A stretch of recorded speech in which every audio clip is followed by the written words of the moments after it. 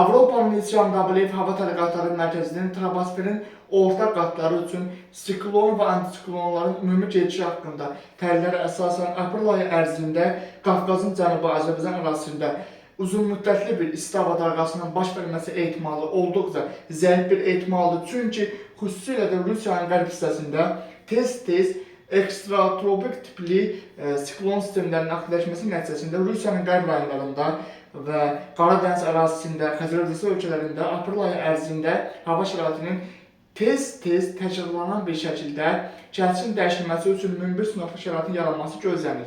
Aprel ayının xüsusilə də 9 və ondan sonra bu prosesin daha aydın şəkildə müşahidə edilməsi gözlənir. Çünki Rusiyanın qərbindəki artıq böyük bir ekstratropik tipli siklon sisteminin artıq Qara Dəniz ərazisinə daxil olması və bir qədər güclənməsi nəticəsində Türkiyə ərazisində, Qara Dəniz rayonlarında, eyni zamanda Aralıq dənizinin şərq rayonlarında, Qafqazın şimalında, Qafqazın cənubunda, Azərbaycan ərazisində hava şəraitinin aprel ayı ərzində tez-tez dəyişilməsi gözlənilir. Aprel ayının 9-u 10-dan başlayaraq hava şəraitinin yenidən dəyişilməsi ehtimalı var.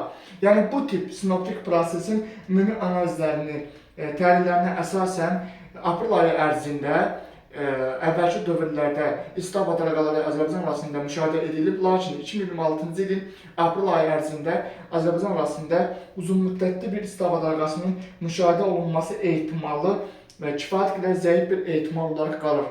Hətta mən deyərdim ki, 2026-cı ilin may və iyun ayının birinci 10 günlük ərzində də Qafqazın cənubu Azərbaycan ərazisində böyük bir yəni ekstremal bir isti hava dalğasının baş verməsi ehtimalı zəifdir. Çünki Rusiyanın qərb rayonlarında, Rusiyanın qərb hissəsində, Xəzərin şimal hissəsindəki ərazilərdə 2026-cı ilin aprel, may və iyun ayının birinci 10 günlük ərzində tez-tez ekstratropik tipli siklon sistemlərinin aktiv olması nəticəsində hava şəraitinin tez-tez dəyişilməsi gözlənir.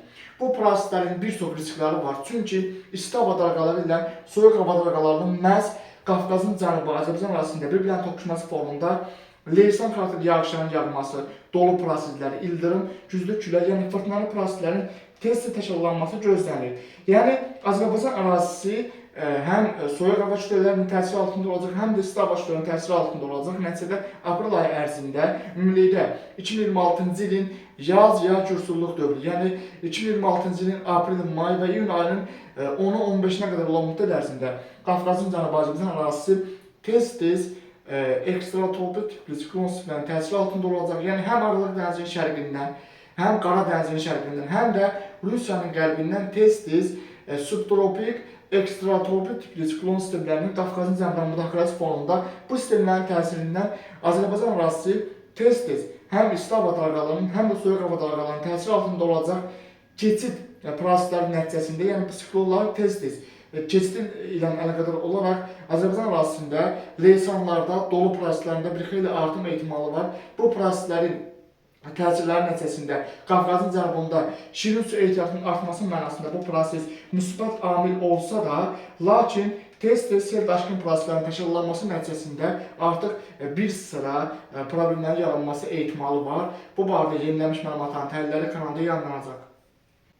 Avropanın İslam Qabilev Hava Tədqiqatları Mərkəzinin troposferin həm orta, yuxarı, eyni zamanda troposferin aşağı qatları üçün bulut sıxlığı haqqında ümumi analiz təhlillərinə əsasən aprel ayının xüsusilə də 5-i və 6-sında Azərbaycan ərazisində, Qafqazın cənubunda, eyni zamanda Qafqazın şimalında intensiv xarakterli ekstratropik siklon sisteminin təsirindən Xəzər Dənizı ölkələrində hava şəraitinin kəskin dəyişilməsi gözlənir. Bu proses Bakı, Abşeron, Sumqayıt, Başın ətraf qəsəbələrində intensiv və güclü leysan xarakterli yağışlar səbəb ola bilər.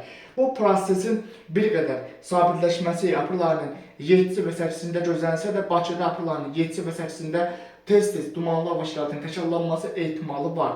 Lakin aprel ayının xüsusilə də 8-ci axşama doğru 9 balondan başlayaraq növbəti atmosfer cəbhəsinin Qafqazın şimalından Qafqazın cənubu Azərbaycan arasında daxil olması fonunda havada buludluğun yenidən artması ümumilikdə aprel ayı ərzində tez-tez Qafqazın həm şimalında, həm də Qafqazın cənubu Azərbaycan arasında yağıntıların tez-tez təkrarlanması gözlənilir.